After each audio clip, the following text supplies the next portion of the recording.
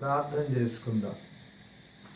పరిశుద్ధుడైన తండ్రి, ప్రేమగల నమ్మకమైన మా ప్రభువా, నీ ఘనమైన శ్రేష్టమైన ఉన్నతమైన నామం కొరకై వందనములు, స్తోత్రములు, స్తుతులు చెల్లిస్తూ ఉన్నాం. ఈ విధముగా మేము కొద్ది నిమిషాలు నీ వాక్యమును ధ్యానం చేసుకోవడానికి కావలసిన కృపాక్షేమములు దయచేయండి. ఈ యొక్క కార్యక్రమాన్ని ఎంతమంది అయితే వీక్షిస్తున్నారో బిడ్డలైన వారందరినీ దీవించండి. వారి వారి కుటుంబాలు ఆశీర్వాదకరంగా ఉంచండి. ప్రభువా, నీవే మహిమ, ఘనత, ప్రభావములకు అర్హుడు నాయన. ప్రభువా, మీరు మాకు సహాయం చేయండి, కృప దయచేయండి. ఈ కఠినమైన పరిస్థితుల్లో కరుణామయుడుగా, దయామయుడుగా మీరు మాకు తోడుగా ఉండి నడిపిస్తూ నాయనా, నీ యొక్క కృపలో మమ్మల్ని భద్రపరిచిన విధానాన్ని బట్టి స్తుతులు చెల్లిస్తూ ఉన్నాం. సమస్తము నీ మహిమార్థమే జరిగించమని, పరిచర్యను దీవించమని, సహకరిస్తున్న బిడ్డలను కూడా దీవించి ఆశీర్వదించమని యేసు నామమున ప్రార్థించి స్తుతించి వేడుకొనుచున్నాము తండ్రి. ఆమేన్. కీర్తన పాడుకుందాం. ప్రైజ్.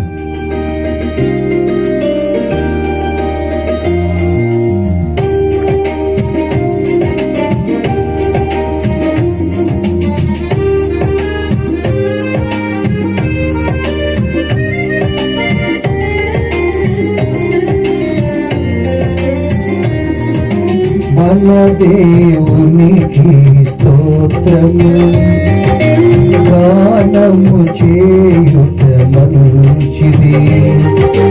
మన దేవునికి స్తోత్రము, గానము చేయుట మంచిది.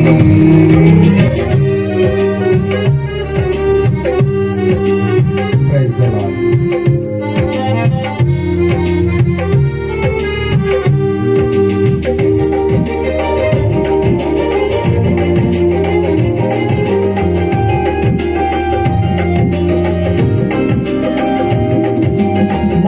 దేవుడు కృప ద్వారా మనకు రక్షణనిచ్చెను.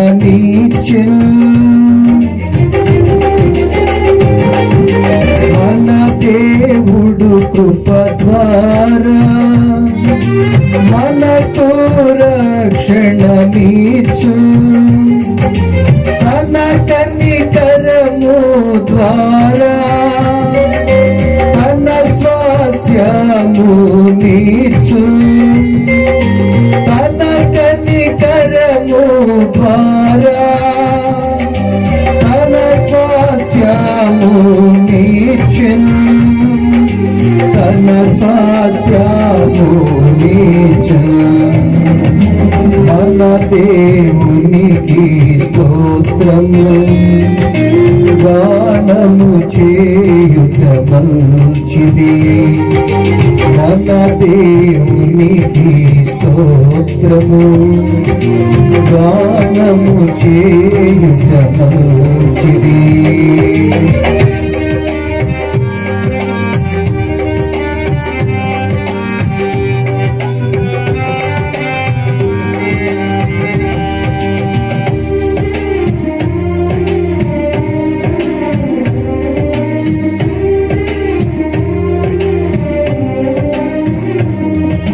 మన దేవుడు పరిశుద్ధుడు, మనలను పరిశుద్ధపరచెను.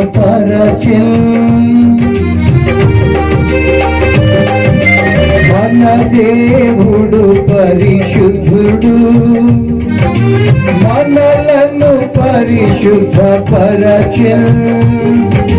తన పరిశుద్ధ వాక్యముతో మనలను స్థిరపరచెను. తన పరిశుద్ధ వాక్యముతో మనలను స్థిరపరచెను. మనలను స్థిరపరచేము మన దేవునికి స్తోత్రము గానము చేయుట మంచిది మన దేవునికి స్తోత్రము గానము చేయుట మంచిది.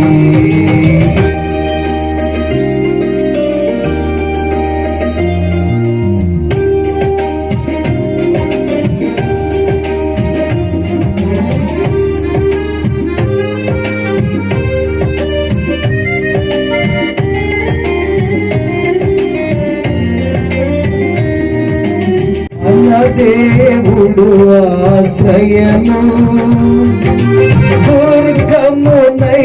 దుర్గమునయ్యున్నాడు మన దేవుడు ఆశ్రయము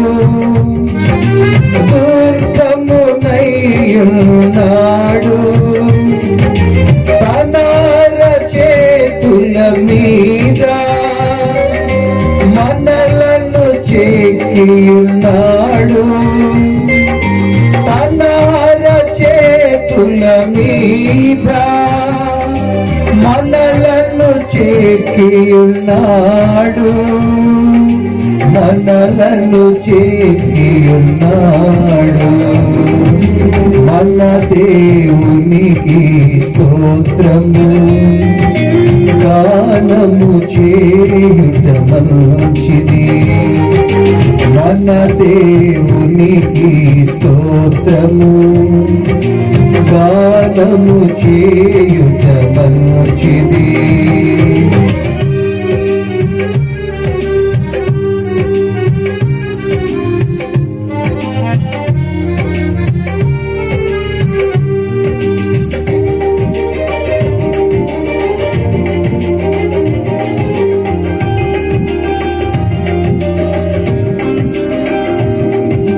మన దేవుడి వాత్సల్యత కనికరము గలవాడు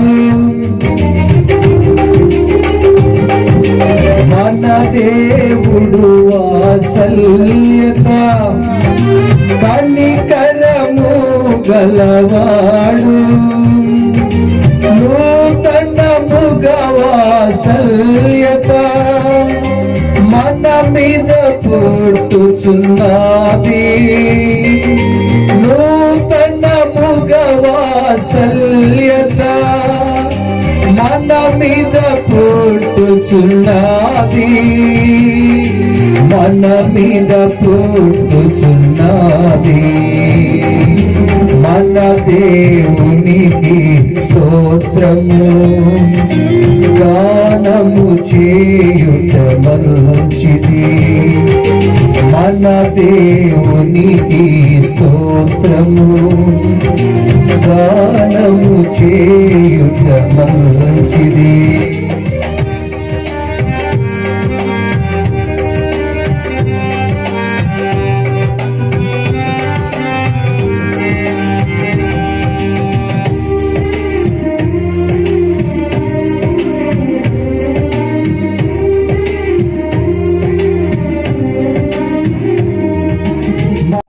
దేవుడు గొప్పవాడు మనలను ఘనపరచేను మన దేవుడు గొప్పవాడు మనలను ఘనపరచును తన పట్టణములో చేర్చి మనలను ఆశీర్వదించు తన పట్టణములో చేర్చి మనలను ఆశీర్వదించు మనలను ఆశీర్వదించు మన దేవునికి స్తోత్రము గానము చేయుట మంచిది మన దేవునికి స్తోత్రము గానము చేయుట మంచిది. ప్రభునామమున మీ అందరికీ నా యొక్క హృదయపూర్వక వందనాలు తెలియజేస్తూ ఉన్నాను. ఎలా ఉన్నారండి? అందరూ బాగున్నారా? ఈ కఠినమైన పరిస్థితుల్లో దేవుడే మనకు ఆశ్రయం, ఆయనే మనకు ఆరోగ్యం ఇచ్చే దేవుడు, ఆయనే మనకు అన్ని విధాల కాపాడి కృప చూపించే దేవుడు. అందును బట్టి దేవుని నామానికే మహిమా ప్రభావాలు చెల్లునుగాక. కొద్ది నిమిషాలు దేవుని యొక్క వాక్యములో నుంచి ఒక భాగమును మనము చదువుకుందాం. పరిశుద్ధ గ్రంథములో జకరియా గ్రంథము 10వ అధ్యాయము 8వ వాక్యాన్ని మనము చదువుకుందాం. నేను వారిని విమోచించి ఉన్నాను గనుక వారిని ఏలవేసి పిలిచి సమకూర్చెదను. మునుపు విస్తరించినట్లు వారు విస్తరించుదురు. దేవుడు తన పరిశుద్ధమైన మాటలు మన కొరకు దీవించునుగాక. ఆమేన్. ప్రియులారా, మరి దేవుని యొక్క సహాయము కొరకై చిన్న ప్రార్థన చేసుకుందాం. పరిశుద్ధుడైన తండ్రి, వందనాలు, స్తోత్రాలు ప్రభువా. ఈ కఠినమైన పరిస్థితుల్లో ప్రభువా, మేమందరము కలిసి నీ మందిరములో ఆరాధన చేయలేని పరిస్థితులు ప్రభువా, ఈ సందర్భంలో నీ వాక్యమును ఈ ఛానల్ ద్వారా బిడ్డలను ఈ విధంగా కలుసుకునే కృపించినందుకై స్తుతులు చెల్లిస్తున్నాం.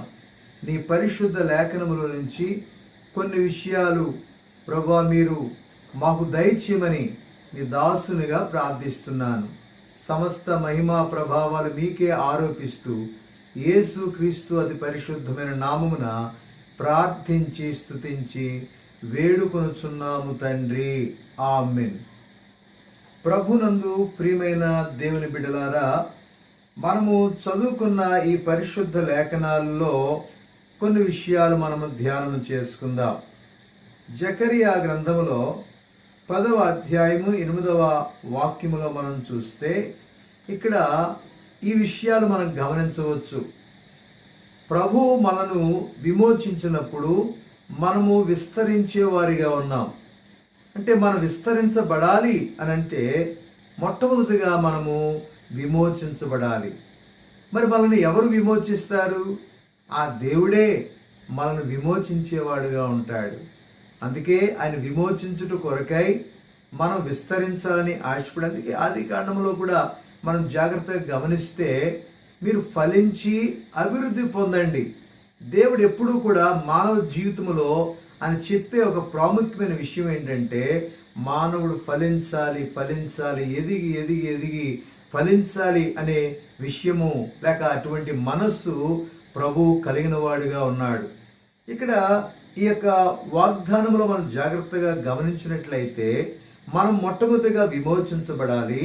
ఎప్పుడైతే ప్రభు చేత విమోచించబడతారో వారు ఏమవుతారో తెలుసా? వారు విస్తరించే వారిగా ఉంటారు. ప్రభు యేసుక్రీస్తు వారి గురించి అపోస్తులైన పౌలు ఒక మంచి మాట ఇక్కడ ఆయన వ్రాసినట్లుగా మనం చూస్తున్నాం. చూడండి, తిమోతికి రాసిన మొదటి పత్రిక 2వ అధ్యాయము 6వ వచనం. ఈయన అందరి కొరకు విమోచన క్రయధనముగా తన్ను తానే సమర్పించుకొనెను. విమోచన క్రయధనముగా అంటే పాపముల చేత, శాపముల చేత నలిగి చెడిపోయిన మన జీవితాలు బాగు చేయుట కొరకై ప్రభుని యేసుక్రీస్తు వారు విమోచన క్రయధనముగా తను అప్పగించుకున్న కొరకై ఈ లోకంలోనికి వచ్చినారు. ఈ విధంగా ఈనాడు మనం ఈ విధంగా విస్తరించబడ్డాము అంటే, ఆశీర్వదించబడ్డాము అని అంటే, పాప క్షమాపణ పొందుకున్నాము అని అంటే, సంతోషముగా ఉండగలుగుతున్నామంటే అర్థమేమిటో తెలుసా?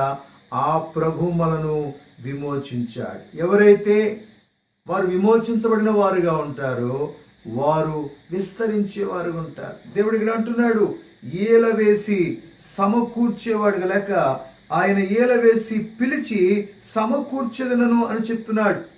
మునుపు విస్తరించినట్లుగా మీరు విస్తరిస్తారు. దేవుని బిడ్డలకు దేవుడిచ్చిన ఒక గొప్ప ప్రాముఖ్యమైన మాట మనం చదువుకున్నాం. ఈ యొక్క సమయంలో ఈ వాక్యమును బట్టి మనం ఆలోచన చేస్తే చూడండి, జకరియా గ్రంథములోనే 10వ అధ్యాయములో మొదటి వాక్యములో ఈ విధంగా వ్రాయబడి ఉంది. కడవరి వానకాలమున వర్షము దయచేయమని యెహోవాను వేడుకొనుడి. ప్రతి వాని చేనిలోని పైరు మొలుచునట్లు యెహోవా మెరుపులను పుట్టించును, ఆయన వానలు మెండుగా కురిపించును. మొట్టమొదటిగా దేవుడు చేసే కార్యక్రమాల్లో విమోచించి విస్తరించేటట్లుగా చేయడానికి ఆయన చేసినటువంటి ఆ మొదటి కార్యం ఏంటంటే, ఇక్కడ నేను రాసుకున్నాను ఒక మాట, నేను వారికి ఇచ్చేదను. దేవుడు కొన్ని మన జీవితాల్లో మనకిచ్చినప్పుడు మనం ఖచ్చితంగా మనం ఫలిస్తాం. దేవుడు ఏమిచ్చాడో ఈ భాగంలో మనం చదువుకున్నాం. ఏమిటి ఆయన ఇచ్చిందంటే, వర్షమును అనుగ్రహించినాడు. ప్రతి వాని చేలో పైరు మొలుచున్నట్లుగా వర్షం. మానవుని యొక్క హృదయము ఫలించాలంటే, మానవుని యొక్క జీవితము ఫలించాలంటే వర్షము పిల్లరా, దేవుని యొక్క వాక్యము మన మీద కుమ్మరించబడాలి. ఈ భూమి మీద చేను ఫలించాలంటే భూమి మొదట దున్నబడాలి, నాగలి చేత దున్నబడాలి కదా. నాగలి చేత దున్నుతానంటాడు దేవుడు, దానిపైన వర్షము కురిపిస్తాడు, విత్తనాలు వేయాలి. అవి ఫలభరితంగా వచ్చినప్పుడు కొన్నిసార్లు ఆ యొక్క చేలో కొన్ని చీడ పురుగులు కూడా ఉంటాయి. అందుకే ఆయన మెరుపులు పుట్టిస్తానన్నాడు. మెరుపులు పుట్టించి ఏం చేస్తాడు తెలుసా, ఆయన ఈ చేనంతా కూడా ఫలించేటట్లుగా చేస్తాడు. చేను ఫలించాలి అంటే దేవుడే మనకు కొన్ని ఇవ్వాలి. ఏమి ఇవ్వాలి అని అంటే, మెరుపులు పుట్టించాలి, వర్షము పడాలి, ఇదివరకు దున్నని బీడు భూములు దున్నబడాలి, కఠినమైన భూములు దున్నబడాలి, దానిపైన దేవుని యొక్క వాక్యం అనే వర్షము పడాలి, విత్తనము వేయాలి. మొలకొచ్చిన తర్వాత ఆ మొక్క నాశనం అవటానికి కొన్ని చీడ పురుగులు కూడా ఉంటాయి, కానీ వాటిని మెరుపులు పుట్టిస్తానని దేవుడు తెలియజేస్తూ ఉన్నాడు కదండి. ఇదివరకు ఎన్నడూ కూడా దున్నని బీడు భూములు కూడా దున్నబడాలి అని దేవుని యొక్క వాక్యం సారముగా మనం తెలుసుకోవాలి. యోబు గ్రంథము 38వ అధ్యాయము 38వ వచనం చదువుదాం. ధూళి బురద అయి పారునట్లును, మంటి బిడ్డలు ఒకదానికొకటి అంటుకున్నట్లును, ఆకాశపు కలసములలోని వర్షమును కుమ్మరించువాడెవడు. మంటి బిడ్డలు ఉంటాయి. మంటి బిడ్డలు ఇవి విడివిడిగా ఉంటాయి, ఒకదానికొకటి కలుసుకోవాలి అని అంటే ఆ యొక్క గట్టిపడినటువంటి ఆ మట్టి పెడ్డలు అవి మెత్తబడాలి అని అంటే అందు మీద వర్షం పడాలి. అందుకే దేవుడు అన్నాడు, రాతి గుండెను తీసివేసి మీకు మాంసపు గుండెనిస్తాను. ఫలించలేని హృదయమును దేవుడు ఫలించేటట్లుగా చేస్తాడు. ప్రియా సహోదరి సహోదరుడా, ఇది వాక్యం వింటూ నీ జీవితంలో ఫలభరితమైన ఆశీర్వాదకరమైన జీవితము లేదు అని అంటే, ప్రభువు యేసుక్రీస్తు వారి పేరిట చెప్పే మాట ఏమనగా, నువ్వు ప్రార్థన చేసుకో. ఆ ప్రార్థన ద్వారా దేవుడు మొట్టమొదటిగా నిన్ను విమోచిస్తాడు. ఎప్పుడైతే విమోచించాడో ఈ మట్టి పెడ్డలు వాక్యం అనే ఈ వర్షము ఎప్పుడైతే పడిందో అవి కలుసుకుంటాయి, మెత్తని హృదయాన్ని దేవుడిస్తాడు. మొదటి మాట, నేను వారికి ఇస్తాను. ఏమిస్తాడంటే అక్కడ కావలసినవన్నీ ఇస్తాడు. చేను ఏ విధంగా ఫలించాలి, ఫలించడానికి కావలసిన అవసరతలన్నీ కూడా ప్రభువు తీరుస్తాడు. ఎప్పుడు తెలుసా, మనం ఆయన పాదాల దగ్గరికి వెళ్ళి మోకరించి, ప్రభువా ఇదిగో నా జీవితంలో నేను నీ కొరకు ఫలించాలి అని ఆశపడితే దేవుడు ఖచ్చితంగా నీకు సహాయం చేస్తారు. రెండో విషయము మనము ఆలోచన చేద్దాం. జకరియా గ్రంథములో 10వ అధ్యాయము 3వ వాక్యాన్ని మనం చదువుకుందాం. నా కోపాగ్ని మండుచు కాపరుల మీద పడును, మేకలను నేను శిక్షించుదును. సైన్యములకు అధిపతియగు యెహోవా తన మందయగు యూదా వారిని దర్శించి వారిని తనకు రాజకీయములకు అశ్వముల వంటి వారినిగా చేయును. రెండవది నేను రాసుకున్న మాట ఏంటంటే, నేను వారిని తయారు చేస్తాను. నేను వారిని తయారు చేస్తాను, లేక నేను వారిని చేస్తాను. ఏ విధంగా తయారు చేస్తాడట? దేవుడు తన బిడ్డలైన వారిని, విమోచించబడిన బిడ్డలను వారు విస్తరించేటట్లుగా చెయ్యాలి అని అంటే ఆయన చేసిన మరొక మంచి కార్యము ఏమిటి అంటే ఆయన మందగా ఉన్న వారిని రాజకీయములకు అశ్వములుగా చేస్తారు. అశ్వము అంటే గుర్రం పిల్లారా. గుర్రాలు చాలా ఉంటాయి కదా, చాలా గుర్రాలు ఉంటాయి. అప్పుడప్పుడు ఎగ్జిబిషన్లో చిన్నపిల్లల్ని గుర్రాలు ఎక్కించి టికెట్ పెట్టి అట్లా ఇట్లా తీసుకెళ్తూ ఉంటారు. ఒక 50 రూపాయలు టికెట్ పెట్టి గుర్రం మీద కాస్త అటు ఇటు తిప్పుతారు మన బిడ్డల్ని ఎగ్జిబిషన్లు తీసుకెళ్ళినప్పుడు కదండి. ఆ గుర్రాలుగా కాదు, దేవుడిచ్చిన వాగ్దానం రాజకీయములకు అశ్వములుగా, అటువంటి గుర్రాలుగా, లేక యుద్ధ గుర్రాలుగా ప్రభు తయారు చేసేవాడుగా ఉంటాడు. ఒకవేళ బలహీనుడిగా ఉన్నావేమో, దేవుడు నిన్ను విస్తరింపజేసేటట్లుగా దేవుడు నిన్ను ఒక బలమైన గుర్రముగా ప్రభు తయారు చేసేవాడుగా ఉన్నాడు. చూడండి, యోబు గ్రంథము 39వ అధ్యాయము 19వ వాక్యము నుండి చదువుతున్నాను. చూడండి, ఈ విధంగా వ్రాయబడి ఉంది. గుర్రమునకు నీవు బలమునిచ్చితివా, జూలు వెంట్రుకలతో దాని మెడను కప్పితివా, మిడత వలె అది గంతులు వేయినట్లు చేయుదువా, దాని నాసికారంధ్ర ధ్వని భీకరము.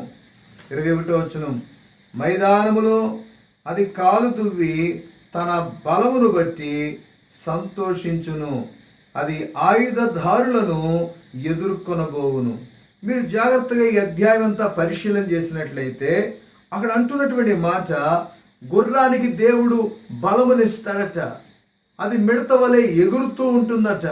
ఒకవేళ ఎదురుగుండగా ఆయుధదారులు వచ్చినప్పటికీ కూడా వారిని ఎదిరించగల శక్తి ఈ యుద్ధ గుర్రానికి ఉంటుంది. అంటే ఒక మాటలో చెప్పాలంటే బలహీనులుగా ఉన్న మనలను దేవుడు మనం విస్తరింపబడాలి అన్న ఉద్దేశ ప్రకారంగా ఆయన ఏం చేస్తాడు తెలుసా? మనకు బలాన్ని ఇస్తాడు. రాజకీయ అశ్వములుగా, యుద్ధ అశ్వాలుగా దేవుడు మనం తయారు చేస్తాడు. అందుకే ఆయన చేత మొదట విమోచించబడాలి. ఆయన విమోచిస్తే మన పరిస్థితులు మారిపోతాయి. నేను వారికి చేస్తాను అంటున్నాడు. మూడో విషయం కూడా మనం చూద్దాం. మూడో విషయం జకరియా గ్రంథములోనే 10వ అధ్యాయములో 5వ వచనం చూద్దాం. వారు యుద్ధము చేయొచ్చు, వీధుల బురదలో శత్రువులను త్రొక్కు పరాక్రమశాలుల వలె ఉందురు. యెహోవా వారికి తోడయుండును గనుక వారు యుద్ధము చేయగా గొర్రెలను ఎక్కువారు సిగ్గు నొందుదురు. అంటే నేను రాసుకున్న మాట ఏంటంటే నేను వారితో ఉంటాను కదా. మీకు అర్థమవుతుందా పాఠము? మొదటిది నేను వారికి ఇస్తాను, రెండవది నేను వారికి చేస్తాను, మూడవది నేను వారితో ఉంటాను. దేవుడు వారికి ఎప్పుడైతే వారికి తోడుగా ఉన్నాడో, పిల్లలు ఇక్కడ జాగ్రత్తగా మనం గమనిస్తే దేవుడు తోడై ఉండగా యుద్ధము చేయగా గుర్రములను ఎక్కువారు సిగ్గుపడతారు, గుర్రాలు ఎక్కేవారు సిగ్గుపడతారు. దేవుడు మనకు అంత బలాన్ని ఇస్తాడు. ఉదాహరణగా చరిత్ర మనం ఆలోచన చేసినట్లయితే అపోస్తలుడైన పౌలు మారక ముందు ఒక గుర్రం ఎక్కాడు. ఆ గుర్రం ఎక్కేసి దేవుని బిడ్డలైన వారిని బాధ పెడుతూ రకరకాలుగా హింసిస్తూ అట్లాంటి పరిస్థితుల్లో దేవుడు ఆయనను దర్శించినట్లుగా అపోస్తుల కార్యములో మనం జాగ్రత్తగా వృత్తాంతం అంతా కూడా మనం చూస్తాం. వెంటనే ఆకాశంలోంచి ప్రకాశమానమైన వెలుగు ఎప్పుడైతే అతని మీద పడిందో గుర్రం మీద ఉన్నటువంటి వ్యక్తి బోర్ల పడిపోయినాడు, కన్నులు కనపడకుండా అయిపోయినాయి. దేవుని సేవకుడైన అననీయ అనే ఒక భక్తుడు వచ్చి, దేవుని సేవకుడు వచ్చి ప్రార్థన చేసినప్పుడు అతని పొరలు రాలినట్లుగా వాక్యములో మనం చూస్తున్నాం. అంటే ఒకవేళ లోక సంబంధమైన ఆ యొక్క ఆ పరిస్థితులను బట్టి ఒకవేళ ఆ పౌలు లేక ఆయన చాలా గర్వించి ఉండవచ్చు. కానీ ప్రియులారా, ఎప్పుడైతే దైవ దర్శనాన్ని పొందుకున్నాడో అతని జీవితం అంతా మారిపోయింది. ఇప్పుడు ఆయన చెప్పే మాట ఏంటి తెలుసా? ఆయన సేవ చేస్తూ చెప్తున్న మాట ఏంటి తెలుసా? నా మట్టుకైతే బ్రతుకుడే క్రీస్తే, చావైతే లాభం కదండి. అందుకే నేను వారితో ఉన్నాను. దేవుడు మనతో ఉంటే చాలు, మన పక్షంగా ఉంటే చాలు, యెహోవా మన పక్షంగా ఉంటే చాలు. ఈరోజు నీ జీవితంలో ఎవరు నీ పక్షంగా లేకపోయినా పర్వాలేదు, దేవుడు నీ పక్షంగా ఉంటే చాలు, దేవుడు నీకు తోడుగా ఉంటే చాలు. ప్రతి పరిస్థితుల్లో ఆ ప్రభు నీకు తోడుగా ఉంటానని వాగ్దానం ఇచ్చాడు.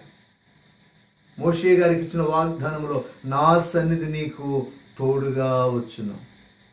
దేవుని యొక్క తోడు మనకెంతో అవసరమై ఉంటూ ఉన్నది పిల్లారా. కాబట్టి జాగ్రత్తగా ఆలకించండి. 4వ విషయం కూడా నేను మీకు చెప్తాను, చూడండి.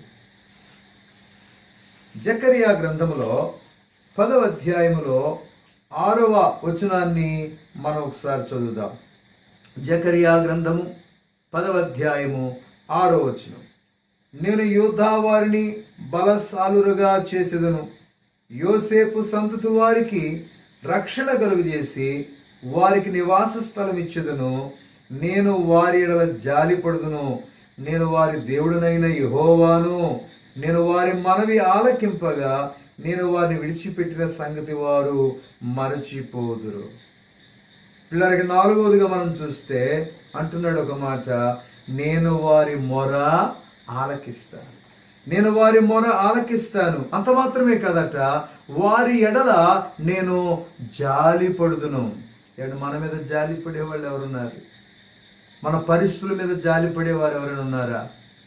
ఒకవేళ జాలి పడిన వారు ఉంటే కొద్ది కాలం జాలి పడతారు, తర్వాత జాలి పడరు. కానీ దేవుడు నీ ఎడల జాలి పడతాడు కదా. తండ్రి తన కుమారుని ఎడల జాలి పడినట్లు ఆయన జాలి పడతాడు. అతని కనికరం చూపిస్తున్నాడు. ఆయన గొప్ప గొప్ప విషయాలన్నీ కూడా ఈ గ్రంథంలో రాయబడి ఉన్నాయి. ఆయన ఎంత జాలివంతుడో, కరుణామయుడో, దయామయుడు, ఇవన్నీ విషయాలు కూడా ఇందులో మనం జాగ్రత్తగా పరిశీలన చేయవచ్చు. ఒకవేళ ఈ వాక్యం వింటూ నీ జీవితం నీ ఎడల ఎవరు జాలి పడడం లేదు అనుకుంటున్నావేమో, నేను ప్రకటిస్తున్న దేవుడు నీ ఎడల జాలి పడేవాడుకున్నాడు, కనికరం చూపించేవాడుకున్నాడు, వారి మొర ఆలకించేవాడుకున్నాడు. మన మొర ఎవరు ఆలకించకపోవచ్చు, ఆయన మన మొర ఆలకించేవాడుకున్నాడు కదండి. 4 విషయాలు మనం జ్ఞాపకం చేసుకున్నాం. ఏమిటి 4 విషయాలు అని అంటే, మొదటిది నేను వారికి ఇస్తాను, రెండవది నేను వారికి చేస్తాను, మూడవది నేను వారితో ఉన్నాను, 4వది నేను వారి మొర ఆలకించి వారి ఎడల ఏమవుతుందో తెలుసా, జాలి చూపిస్తాను కదా. చూడండి, అంటే దేవుడు మన మొర విన్న తర్వాత మన జీవితంలో కలిగే ఆ లాభాలు కొన్ని చెప్పి నేను ముగిస్తాను. చూడండి, జకరియా గ్రంథం 10వ అధ్యాయము 7వ వాక్యం.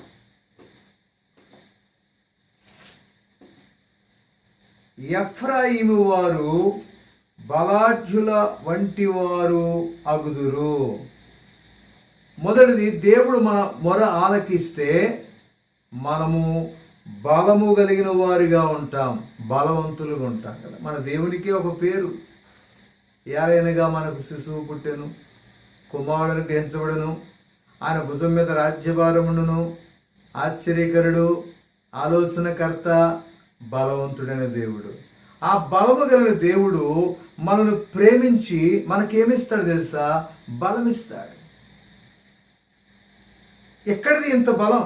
దావీదుకి ఎక్కడి నుంచి వచ్చింది ఇంత బలం? సంసోనికి ఎక్కడి నుంచి వచ్చింది ఇంత బలం? లేక మరొకరికి ఇంత బలం ఎక్కడి నుంచి వచ్చింది అని చాలామంది ఆశ్చర్యపోయిన సంగతులు మనం చూసాం. ఈరోజు గమనించండి, ఇంత బలం ఎక్కడిదంటే యెహోవా మన పక్షంగా ఉంటే మనం బలవంతులమే. ఆయన మన పట్ల ఆయన ప్రేమ చూపించి మన మొర ఆలకించినప్పుడు దేవుడు మనను బలవంతులుగా చేస్తాడు, యుద్ధ గుర్రాలుగా చేస్తాడు.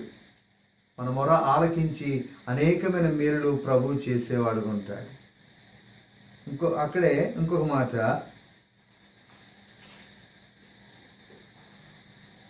అదే వచనములో జకరియా గ్రంథము 10వ అధ్యాయము 7వ వచనములోనే, ద్రాక్షారస పానము చేయువారు సంతోషించినట్లు వారు మనస్సున ఆనందించెదరు.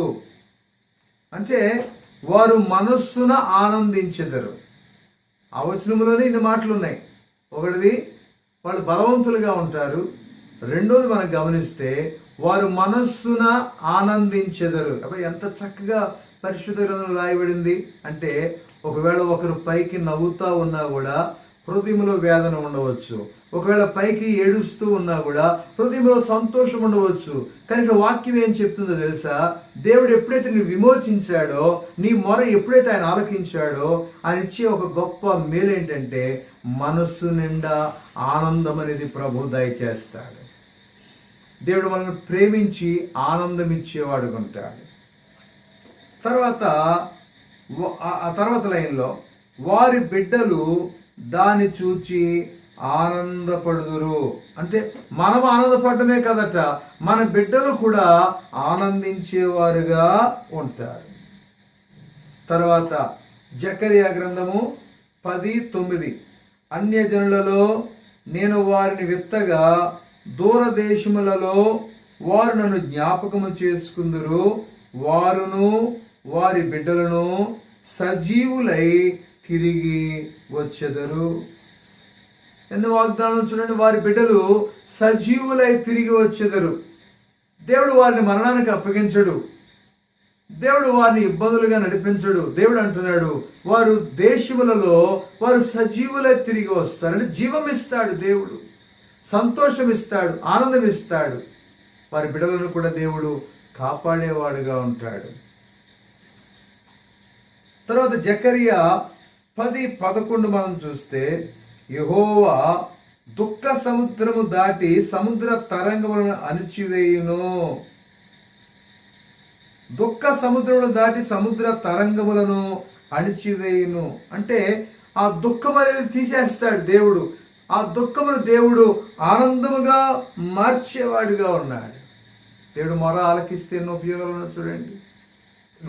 జకరియా గ్రంథము 10:10 ఐగుప్తు దేశములో నుండి వారిని మళ్ళా రప్పించి అష్షూరు దేశములలో నుండి సమకూర్చి ఎక్కడను చోటు చాలనంత విస్తారముగా గిలాదు దేశములోనికి లెబానోను దేశములోనికి వారిని తోడుకొని వచ్చెదను.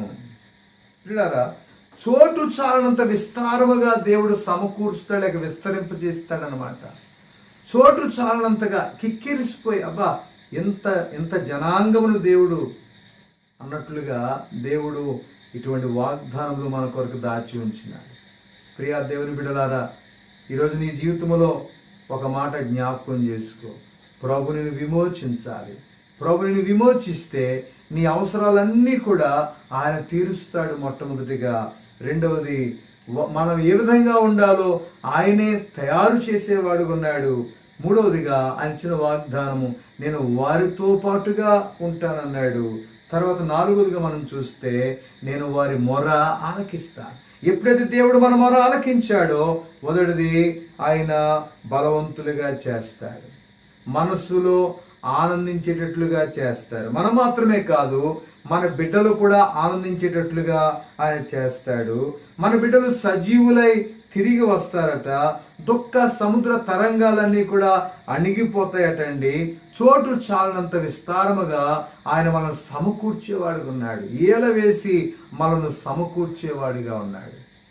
ఈరోజు ఒకవేళ ఈ వర్తమానం బట్టి నీ జీవితంలో ఏ విషయాన్ని బట్టి కృంగిపోతున్నా నాకు తెలియదు, కానీ ప్రభు నిన్ను విమోచించడానికి ఇష్టపడుతున్నాడు. విమోచన క్రయధనముగా తన ప్రాణములు పెట్టడానికి ఈ లోకంలోనికి వచ్చాడు. అనేకులను విమోచించిన దేవుడు ఈరోజు నిన్ను కూడా విమోచించడానికి ఇష్టపడుతూ ఉన్నాడు. ఆయన దగ్గరకు వస్తావా, ప్రభు నీకు సహాయం చేస్తాడు. అటువంటి కృప దేవుడు మీ అందరికీ అనుగ్రహించునుగాక. ఆమేన్. ప్రార్థన చేసుకుందాం.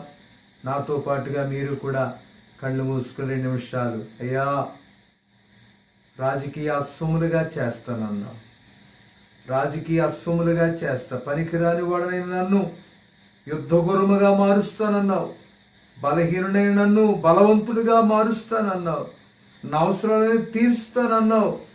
ప్రభు, నీ చేత విమోచించబడిన అనుభవంలోనికి నేను నడిపించు నాయన. అంత మాత్రమే కాదు కానీ నాయన, నేను విస్తరించేటట్లుగా, ఫలించి అభివృద్ధి పొందేటట్లుగా నన్ను, నా కుటుంబాన్ని దీవించు నాయన. నాడలు ఎవరు జాలిపడతారు? ఎవరు జాలిపడరు. ప్రభు నీవు ఒక్కడవే జాలిపడే దేవుడు. కాబట్టి ఈ విషయాలని గుర్తుపెట్టుకొని ప్రభు సన్నిధిలో చక్కగా నీవు ప్రభు సన్నిధిలో ప్రార్థించుకోమని మనం చేస్తా ఉన్నాం. ప్రార్థన చేసుకుందాం.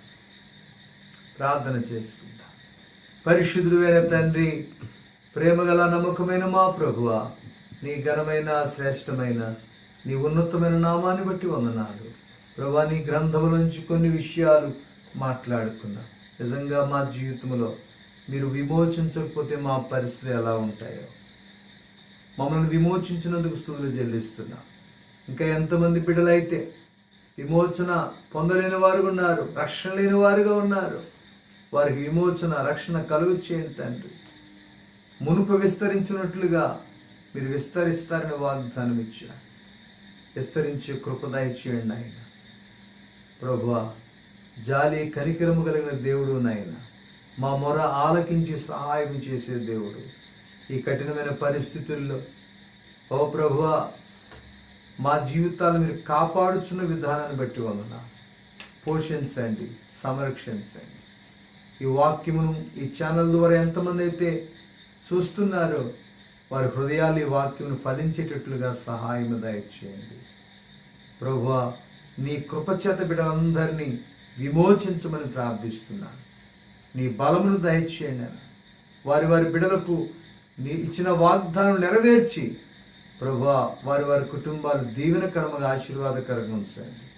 ఈ చిన్న పరిచయను దీవించమని, అనారోగ్యవంతులకు ఆరోగ్యము దయచేయమని, నెమ్మది లేని వారికి నెమ్మది దయచేయమని, సంతోషము శాంతి సమాధానం ఇచ్చి ప్రభువా మీరే ఏలవేసి సమకూర్చి ప్రభు నీ బిడ్డలైనటువంటి వారికి కావలసిన ఆనందమును సంతోషమును దయచేసి మీరే మహిమ పొందమని నజరేయుడైన యేసు నామమున ప్రార్థించి స్తుతించి వేడుకొనుచున్నాము తండ్రి. ఆమేన్.